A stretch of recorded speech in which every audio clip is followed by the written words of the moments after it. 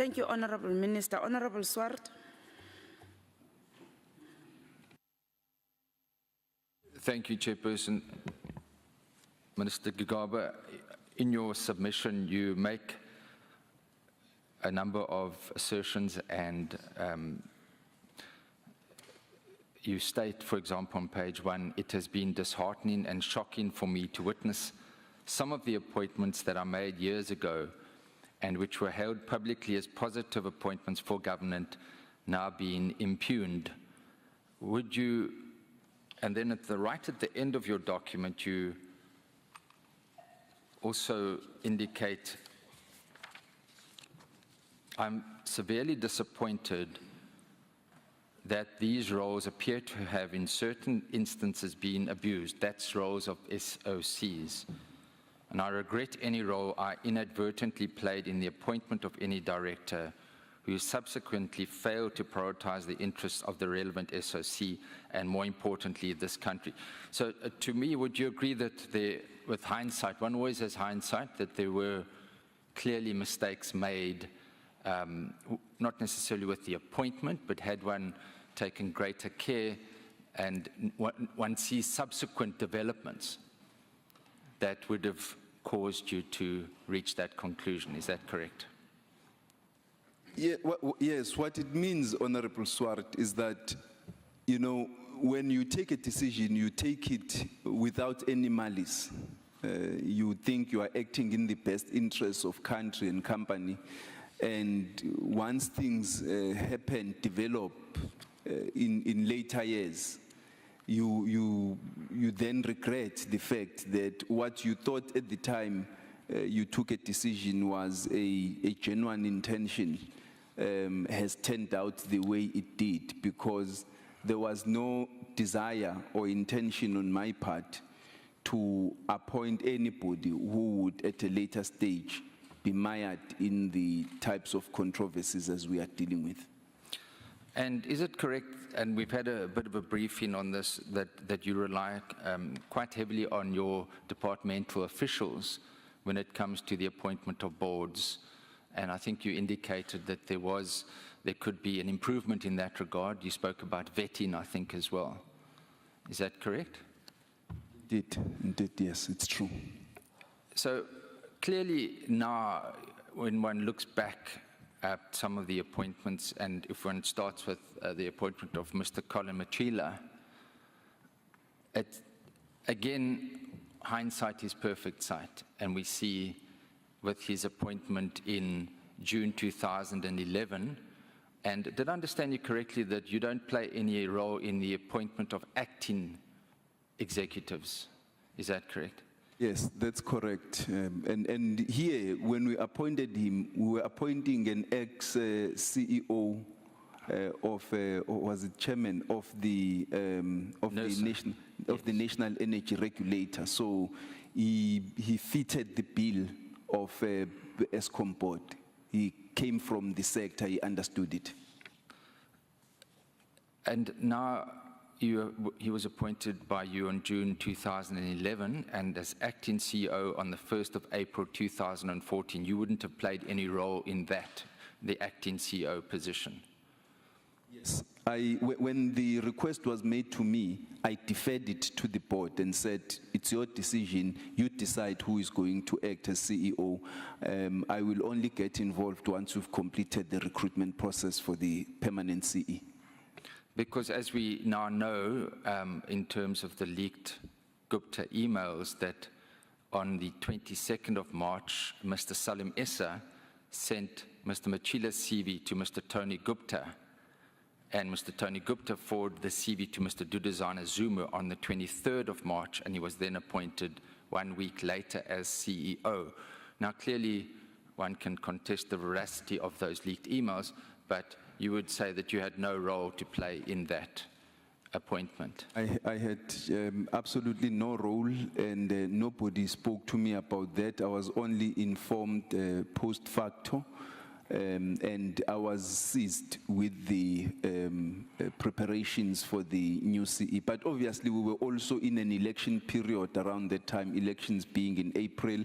I was head of the ANC's election campaign. I was busy involved in that election campaign, and so it was the board that took that decision. Whether they themselves knew or some among them were influenced towards that effect is something that I would like to know. But as you know, I never got the chance to have to ask, because after the elections, I moved immediately to another department. Yes, and we also now know that Mr. Machila shared a directorship with Mr. Salim Essa in Inca Energy, and through his company, Matlapeng Resources, Mr. Machila is a 59% shareholder in New Shelf Pty Limited, where he's a co-director with the CEO of Oak Bay Resources. So you see the link already, but again, it's hindsight. It's hindsight. At that stage, one might not have understood the implications going forward of these links. But obviously, the issue is, how does one screen the appointment of a director with links with other companies? And we saw that with Mr. Pomensky. Mr. Mark Pomensky was appointed subsequent to you, who also sat as a director of Oak Bay Resources. Clearly, it's a challenge that one needs to look at which companies do you identify. Now we can look back and say those companies were all linked with the Guptas, were linked with a state-owned enterprise and a plan. But clearly one needs to find a way. How do we, going forward, look at screening the appointment of directors? What would your comment be on that? That would be absolutely correct, Honorable Member, that we need to find a better and more sophisticated way of screening. You see, in this instance, you have, let me leave, was it Kepinski? Mark Pomensky. Yes. Yeah. Let me leave that one because I don't know much about. But the two were not in the same boat. You know, one was at ESCOM, the other one was at Broadband Infraco. There was nothing that immediately connected them within the SOC environment, perhaps with the exception of Mr. Mkwanazi, whom we appointed into the boards of both ESCOM and Transnet in view of the road to rail migration and the delays that were being experienced in relation to that, and the attempts on our part to bridge the gaps. At some point, I facilitated a meeting between Mr. Brian Dames and Brian Mulife to facilitate a speeding up of that road to rail migration program. Besides Mr. Mkwanazi that we put on the board of ESCOM also to address this, the other people, we were meticulous to ensure that we don't recycle people within SOEs, especially within our portfolio, and we don't allow anybody to serve on many boards within the portfolio, a tradition which I also introduced at Treasury, so that people focus on the boards in which they have been appointed. But obviously, when there are underground networks and cables that are taking place, we then must depend on state security agencies to be able to bring this to light to us, so that we are able to connect the dots and take the right decisions. The issue of, you raised the issue of your concerns about the New Age breakfasts, and you sent a letter. Now, I don't think you dated that, but in fairness to you, but on the 30th of April 2014, that was within a month of being appointed as acting CEO, Mr. Machilo, he approved that 43 million rand contract with ESCOM to sponsor the Gupta's New Age business breakfast. Would you remember, was your caution before or after that? And it might be unfair to ask you because dates, that's going back a long time ago. My caution was before that. And I think what could have been happening, as I say, we were in the midst of an election process. I was heading an election campaign of my party. People may have taken advantage of the gaps there to take certain decisions that would obviously lead to particular causes. And that we see the chief financial officer at the time, Ms. Molefe, refused to sign that contract, which benefited a Gupta-related company. And she must have also been aware of your caution as well. But notwithstanding that, that contract went ahead, and we now know that there was actions taken following that. The actions being that Ms. Molefe, Mr. Matona, this is subsequent to you, I suppose, were Mr. Matona, who was then the CEO, Mr. Matona, Dan Marakona, and Mr. Moshele Koko were suspended. That was the following year. So you can clearly see with hindsight, here you have Ms. Molefe that wasn't prepared to be compliant with a pro-Gupta contract. You had a pushback, and we have evidence before us of certain executives that said if you were seen to be on the one side of the board, that's Ms. Molefe, she said very keenly, if you were anti-Gupta related companies, you would have been sidelined. So as minister, would you have been aware of this at all at the time? Ms. Molefe never brought to my attention that there was a push by any so-called Gupta-related allies for any particular decisions. Obviously, what would happen subsequent to the 2014 elections, I would not have been privy to it, but I think I applaud the stance she took, because I had written a directive in this regard. And it was peculiar that the board chose to choose as an acting CE, someone who was a board member, and none of the senior executives that were there, Dan, Mr. Dr. Lennon, and even Mr. Nzokolo.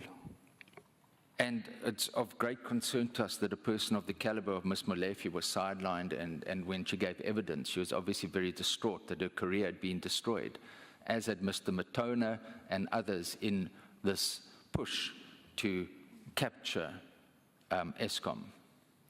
Including attempts to describe Ms. Molefe as having been underqualified to hold the post of CFO, which, as I strenuously explained before the committee, she was well qualified.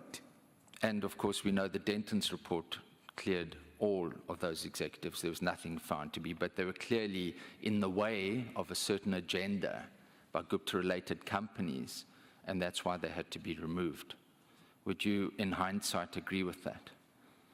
Well, I would. You know, I think this would apply to a number of things. As I argued also earlier, if I myself had been doing such a great job advancing their interests, I doubt that then there would have been a push for my removal. Much as my appointment in the 5th administration really was a new appointment, because the 5th administration was a new administration, but otherwise I would have been left to carry on doing the great job I'm alleged to have been doing. And so with that view, it could well be that Mr. Essa did send Mr. Machila a CV to Mr. Gupta on the 22nd of March, because it plays into that narrative. That could well have, although you don't have personal knowledge, but it could well have happened. Would you agree with that? It could well have happened, given the fact that I think the facts that are emerging before us indicate that there was a lot of communication and background dealings that was taking place. Just to move on to Mr. Zolo Tsotsi's evidence, which was startling, and I'm sure you would have, maybe your staff members were able to brief you on the content of his evidence, in particular in February 2015, by which stage you would no longer have been the minister. But I'm sure that this evidence, which was rendered right here in this venue, where he said it was in February 2015, he was approached by Mr. Tony Gupta, who requested that we meet. And at that meeting, Mr. Tony Gupta told me, Chairman, that's Chairman of the ESCOM board, you are not helping us with anything. We are the ones who put you in the position you are in. We are the ones who can take you out. My response was, do what you have to do. Let me carry on the job that the cabinet appointed me to do. So ended that meeting. Now that is a startling statement because it seems to indicate that Mr. Tony Gupta, he speaks in the plural, one will presume that's him and his brothers, had in fact played a very key role in appointing him as chairman of the board. And that would have been at the time when you were minister, is that correct? It would have been at the time I was minister, but I want to put it on record that they played no such role. I think he was playing marbles with him. He was trying to manipulate him and to intimidate him to think that he owes them any allegiance and therefore he must do what they want to do. And I think his response was appropriate, that do what you think you need to do, but he had to stand firm, and I applaud him for doing that. But you do understand that it can also create the impression that, in fact, the Guptas via the president and possibly via you, and I appreciate that you've put it on record that they have played no role in you, but it can create the perception that they did, in fact, play a significant role. It could it could create the impression indeed, but they played no such role to influence me. When I looked at Mr. Tsotsi, when we appointed Mr. Tsotsi, we considered his impeccable career record, and that's what influenced us. And he himself stood firm, and he did not come to me, he didn't call me, because even though I was no longer Minister of Public Enterprises, perhaps he would have, with hindsight, picked up the phone to say, Minister Gigaba, is this true? Was I appointed by or through these people? When we appointed him, we were not influenced by them at all. As I say, I think they were manipulating him. They were just simply playing marbles with him. And I appreciate in that February of 2015, you were no longer the minister, but we alluded to this earlier, that on the 26th of February 2015, he received a call, and he was then summoned to go to the Durban presidential residence on the 7th of March 2015, where he received instructions from Ms. Dudu Mayeni as to the suspension of the 4 executives that I referred to earlier.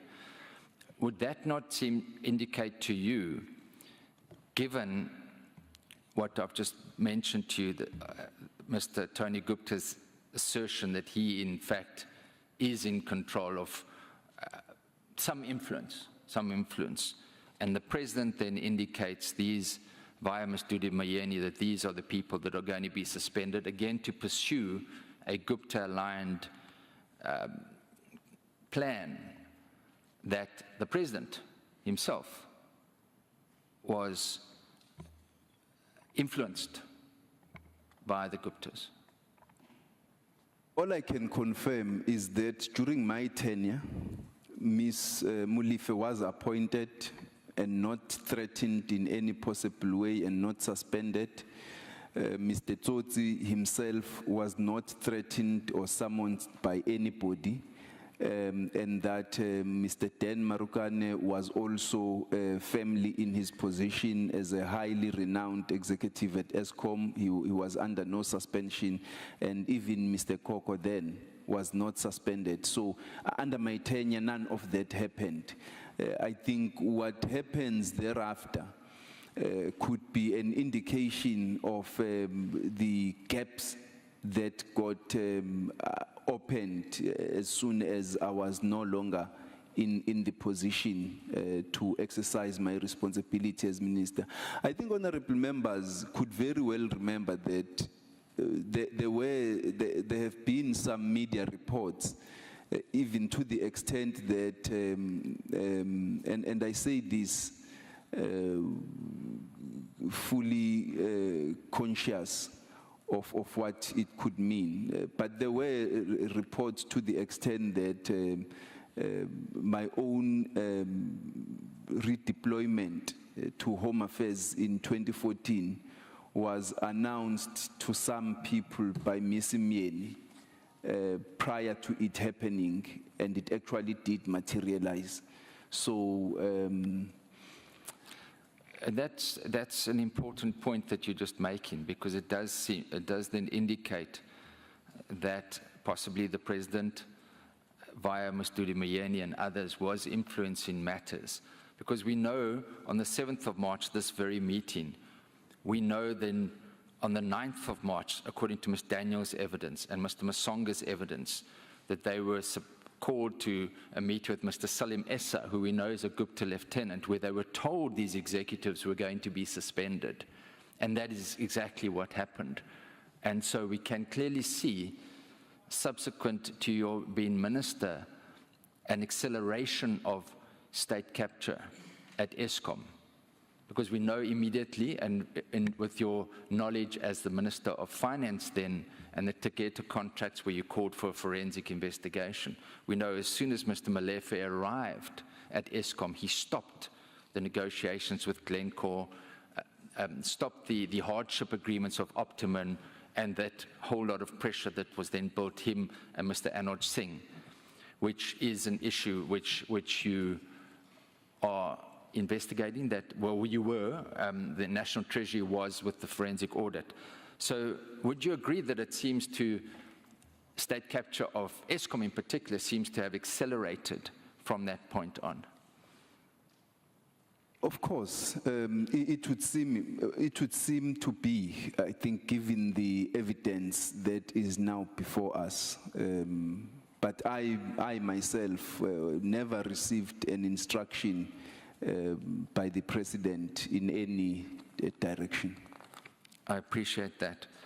I just wanted to then ask, as we going forward, just briefly the issue of the locomotives, and I appreciate that's not a deep issue that you prepared for. This is the Eskom inquiry, but I just wanted to touch on the Section 54 approvals. Your role as shareholder representative, so you're both a shareholder and you are the minister.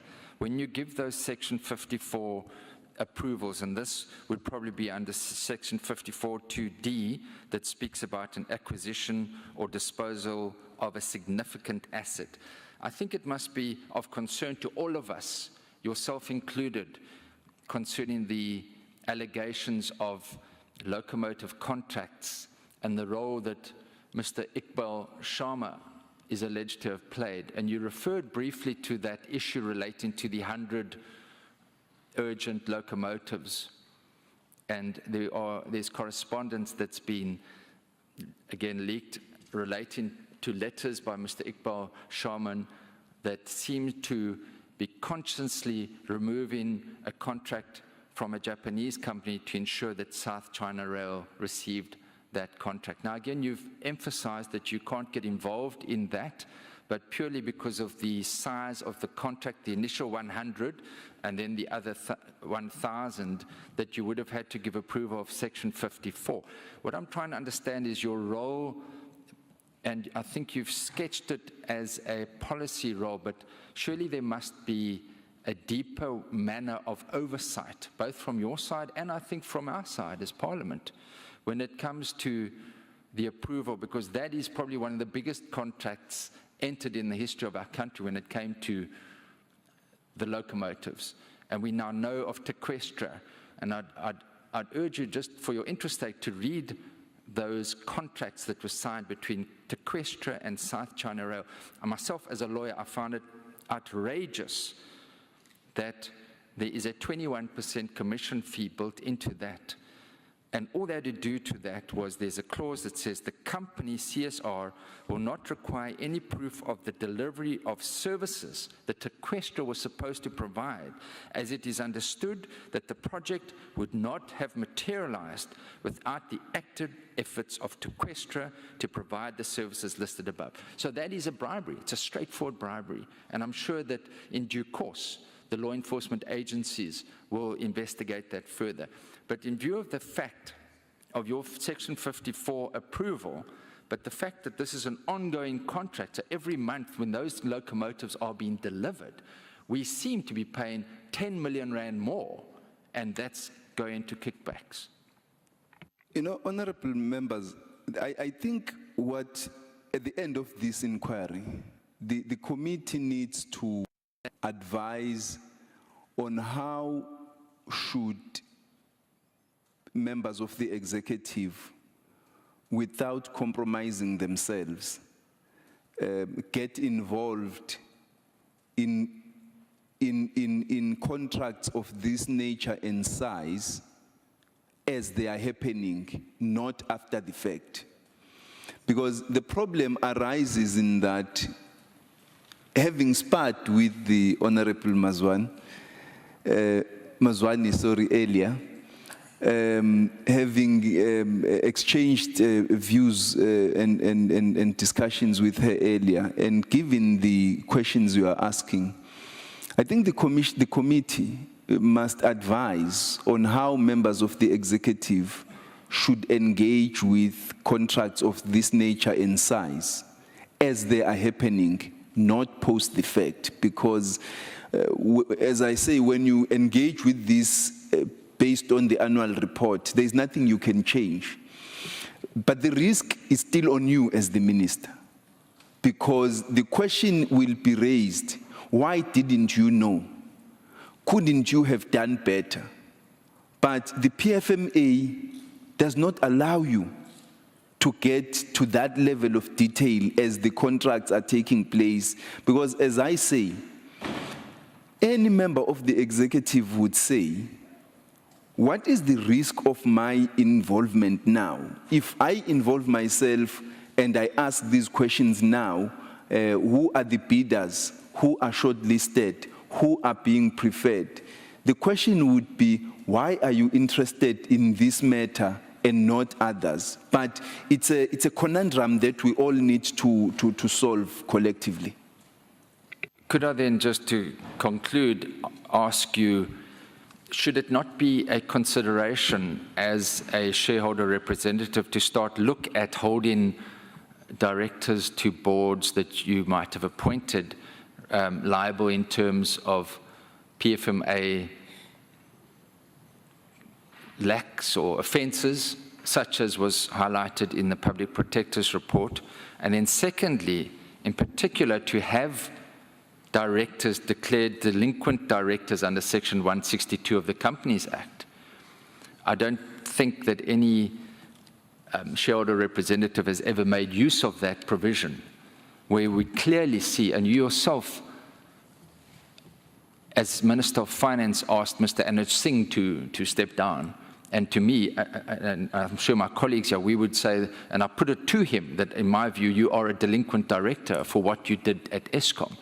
Should we not have those declarations and applications brought so that such people do not do damage going forward? Yes, it's again, we need to act earlier, and I appreciate your comments about maybe we need to look at an amendment to Section 54 2D to make it more clearer what is the responsibilities of the executive in Section 54. But I would submit that there are certain avenues that can be used, such as breaches of the PFMA Act, and regrettably, to my knowledge, I think the only person that was ever charged under PFMA was Minister Gordhan, for those concocted charges. So we obviously, we've got good legislation, but it doesn't seem to be implemented. But I think there's also more than sufficient in terms of the Companies Act for breach of fiduciary duties and for declarations of delinquent directorships. And there is a provision of Section 218 where you can in fact institute civil action for damages to a company. And I would submit that in this case, some of the directors of Eskom and possibly Transnet, Mr. Malefe, Mr. Singh, could be held responsible in terms of the Companies Act. Section 2182 says any person who contravenes any provision of this act is liable to any other person, and that could be the shareholder, for any loss or damage suffered by that person. So there's a lot of laws that one can use, but I want to thank you from my side for assisting us today. Thank you, Chairperson.